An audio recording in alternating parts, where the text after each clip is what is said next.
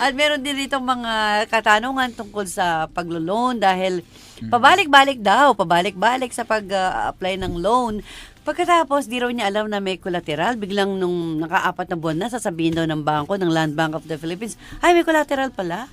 Para nagagalit yung mga OFW. Kaya mamaya lilinawin natin yan mula sa isang representative ng OWA. Dito pa rin sa gabay ng OFW International. So huwag kayong aalis. Dito pa rin kami si Jonas Rivera at Attorney Jonathan Villasoto. Di-upload mo siya na sa Net25 sa interview. Sino? Si Attorney. Si Attorney. Tingnan mo yun sa YouTube. Si Attorney I-type talaga. nyo lang Net25 approve. Hanapin nyo yung Employees Compensation Commission. Yan si Attorney tumi-TV na kagad. Ay, yes.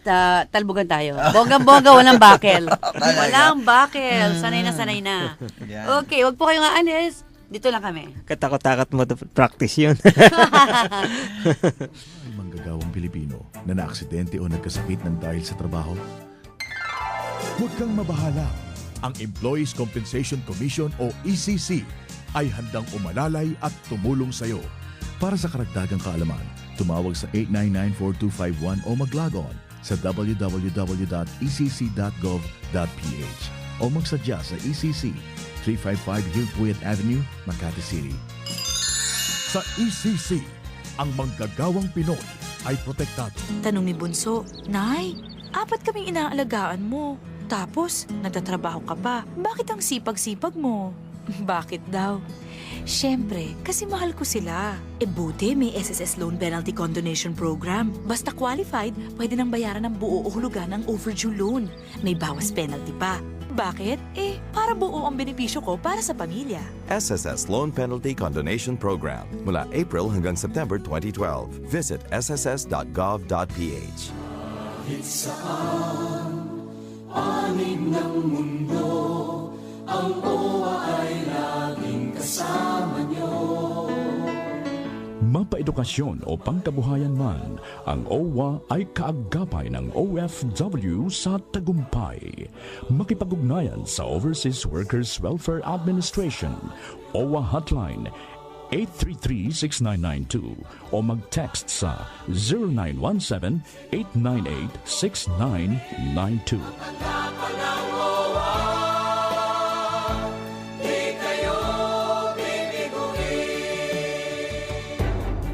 Legal advice? This is free legal advice. Yes, libre mula sa ating kaibigang attorney. Okay, bago yung iba pang tanong tungkol sa batas, ito muna, no, since si attorney po ay Deputy Administrator o Deputy Executive Director? OIC po. OIC. Deputy. Yan, ng ECC, Employees Compensation Commission. Ang tanong, ask ko lang po kung sakop po ba kaming mga tricycle driver ng ECC? May SSS din po kami. Thanks, from Jong. Siguro po kaya Ginoong Jong. Siguro po ay produkto yan ng programa ng SSS ngayon na Alcansya. Kung saan meron kayong certain amount na hinuhulog. At kung ang marahil ang membership nyo ay voluntary pa. Ang coverage kasi ng ating Employees Compensation Program para sa mga aksidente, karagdagang benepisyo para sa mga aksidente. Ito pa sa ngayon para lang po sa mga compulsory members. And hindi pa po nag-extend sa mga voluntary at mga self-employed members. Pero may balak din kayo? Eventually po, habang kung paano po ma-extend, magkakaroon po ng expansion o extension ng coverage ng Employees Compensation Program. Parang ginagaya sa SSS, pag narinig nila, akala nila, automatic na. Pero yung mga, mga sex workers, yung mga, alam mo na, magtatrabaho sa mga bar, mga SSS members ba yan? Maaaring voluntary po sila. Voluntary. Sex workers, medyo social. Hospitality girls na lang, ano? Anyway, okay. Uy, sigit na natin itong tanong natin. Ano yun, Tita? Gaano kahirap magpatawad sa asawang unfaithful? Ayan, ang dami mo babasahin. Asawa naman pala niya. Wala pala babae at lalaki. Ito, magagalit na sila. Si Rodelyn Digamo, Isabelita Castrodes, Ludens, Perez, and 11 others. O, basahin mo na. Sigit-sigit na natin. Ang dami-dami. Oo, ang dami ito. Ito, Mga sabi taga-Taiwan to. Radyo Pinoy Fans Club. Kasi mamaya, pag-uusapan na natin tungkol sa pera. Ito sabi agad ni Miss Elizabeth Pambid sa Noria. Gandang umaga po, Madam Lou. Para sa akin, Gandang madaling... gabi na. Magandang gabi na. Para sa akin, madaling sabihin na magpatawad you na siya, pero never makalimutan, lalo na binuwis mo ang buhay mong nag-work sa ibang lugar para sa kanila. Tapos, punong-puno ka ng pangarap na sila lang ang inspirasyon mo. Yun. At nasa kanila ang umiikot ang mundo mo.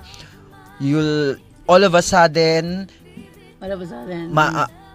maaman o malaman mo na lahat, pero huli na. Yan. So, sabi niya dito, mapapatawad ko siya, pero never na maging kami kasi kung nagawa niyang isang beses, pwede niyang ulitin. So, para sinasabi niya, Tita Lu, mapapatawad niya, pero no reconciliation na yata. Alam mo, natatawa ko dito kasi ang siya niya XA. Oo nga eh. No, parang mula nung mag-text tayo, nag-iba na ang ating grammar. Actually, yung mga nag-campus, lalo pag gamit nyo naman ang keyboard ng laptop, buuin nyo na po ang inyong salita. Siya niya is XA. At saka diba? yung Ang hirap basahin. Tagalog, tapos inspiration you.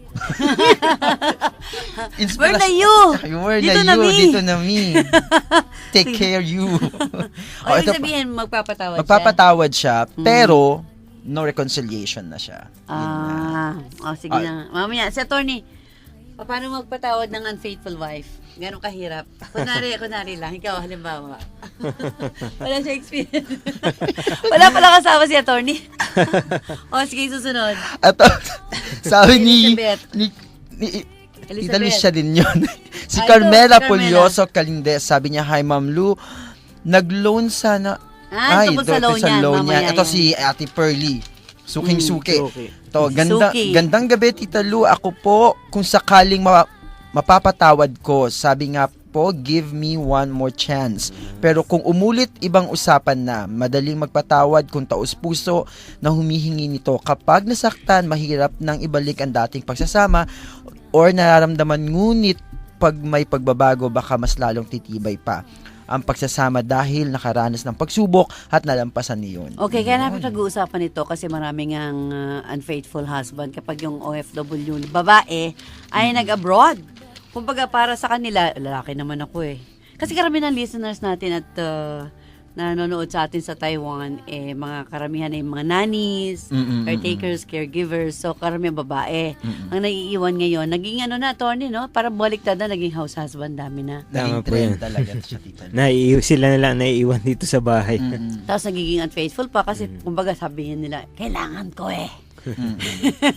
Ang sabi ni Sally, ito basahin ko para sa akin po, pag nangyari yon, siguro mapatawad ko pa siya, pero hindi ko na kayang magsama kami sa iisang bubong. Hindi ko na kayang ibalik yung pagmamahal ko sa kanya. Gaya ng dati kasi na kalamat na. Hindi na pwedeng magsama dahil lagi din mag-aaway tungkol sa past. Kaya di rin mag-work out yung relationship as husband and wife. Nawala na yung trust sa kanya. Siguro po concentrate ko na lang sa anak ko, yung attention ko at pag-aalaga ng mabuti para sa kanya. Yun lang po at maraming salamat. Yan. At siyempre, ang sabi naman ng isa, tama po. Ay, hindi ko maintindihan. Dami akong friends sa Singapore. Dati mga asawa nila unfaithful. And the worst thing is, they became crazy every day. Kasi araw-araw iniisip yung ginagawa ng husband nila.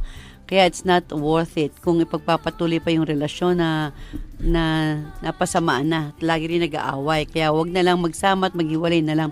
Kung baga sinasabi niya, magsusumbatan tuwing mag-aaway kasi may nangyari. Diba? Ikaw?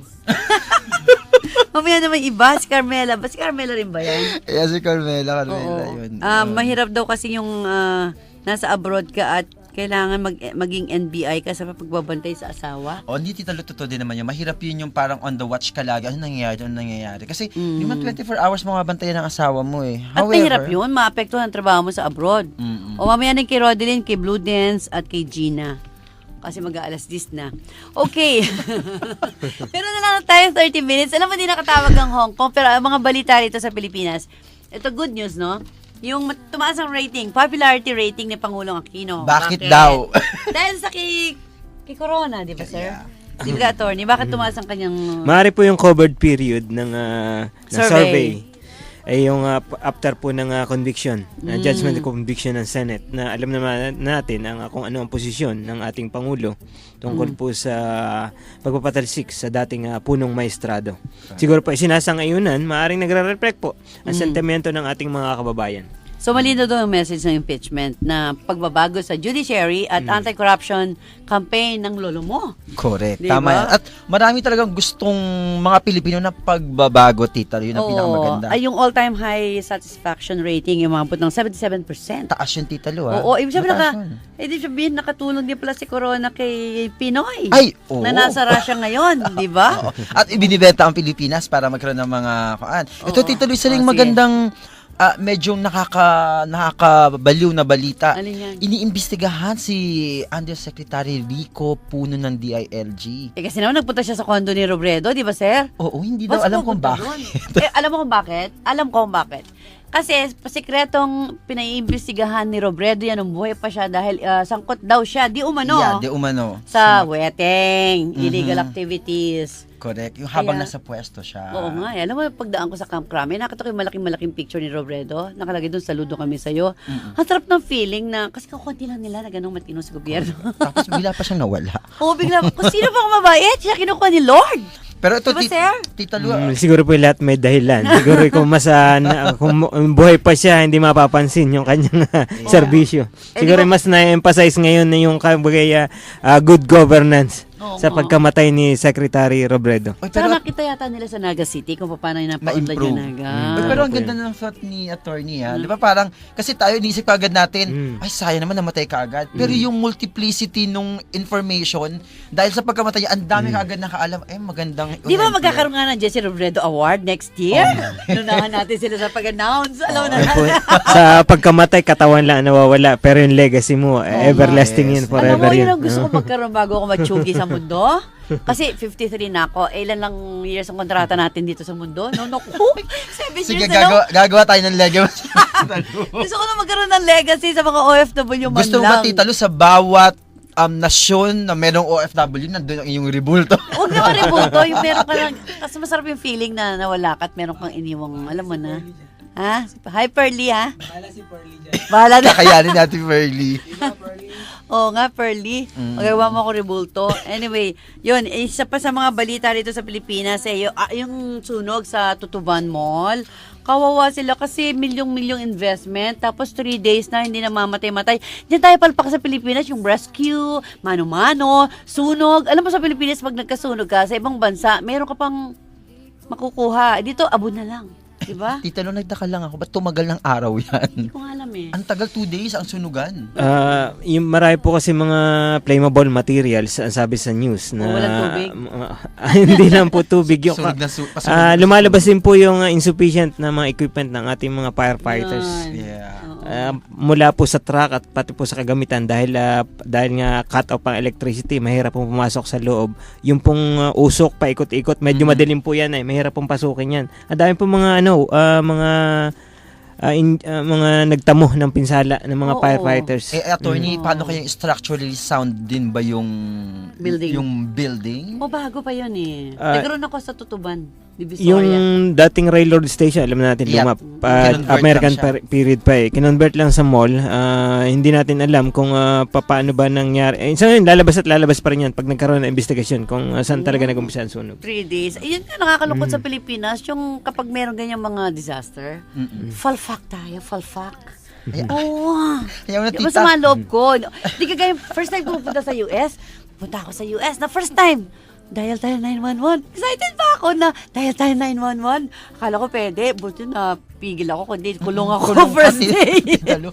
Kulong ka kaagad doon. Kasi excited ako na maramdaman yun na meron ganong rescue, ganong kabilis. Pero ang good news, yung Red Cross daw nakabili ng 2 amphibians. Kanina nakita ko sa news. Talaga. Tanda-tanda na natin, tsaka pa lang tayo bibili ng amphibians dahil 2 lang, pinagmalaki pa ng Red Cross, di ba? Gordon, di ba? Tita, development pa rin po daw yun. Sabi ko, yun yung ikaw, you love the Philippines. Ako Sabi mo, na, I love the syempre. Philippines. Ako, pag-isipan ko pa. Ay, nako. Tita Lou, ito naman. sige. Although mayroon ka ng good news ng bago mula sa Red Cross. Bago ito tayo, naman. bago tayo mag-commercial siya. Bago tayo commercial, ito totoo. Importante ito. Ano yan? Lumindol na naman sa Giwan Kanina? Samar. Oo. Oo, ano. Hinihintay ko na yung lumindol sa 4.5 Manila. Wag naman. Pero, expected na yan. Ay. Pero marami daw mamamatay. Mm. Nasa 9th floor pa naman tayo. Naku, ako din nasa ilang pang palapag din ang aking tinitirhan. Condominium, oo. Pag nagkalindol sa Manila, sa Quezon City, nako, sabi ko nga sa'yo, palpak tayo sa disaster. Mano-mano na naman yan. Naku, O anong nangyari? Ayan, Tita Lou, di nilindol ang Giwan Samar ng 4.5. Tapos after that, meron na naman siyang lindol. Aftershock. Aftershock na 4.9 naman. Ayaw mo lang, pagdalas ng baha, lindol naman. Sanay na tayo dyan eh, di Hindi, ba? pero kasi, Tita, di ba nasa kuan tayo, nasa earthquake fault line. fault line tayo. So, mayat tagang mangyayari. So, dapat Sanay na sanay lang. na tayo. Okay, babalik po kami dito pa rin sa gabay ng OFW International. Nagkakatuwa na kami. Halo-halo talaga. Meron tayong love counseling, meron May tayong legal. legal, meron tayong balitang Pilipinas, at mamaya pag-uusapan natin tungkol sa pera, pagkakautangan. Yan, dyan tayo magaling. Mangutang na walang bayad. 10:04, mamaya makakausap natin ang OWA tungkol nga dito sa 2 bilyong pisong hindi para ubos. Kaya mag-apply na kayo. At babalik po ang programang gabay ng OFW International, hatid sa inyo ng Employees Compensation Commission, Overseas Workers Welfare Administration, SSS, at ng PhilHealth. Wait lang.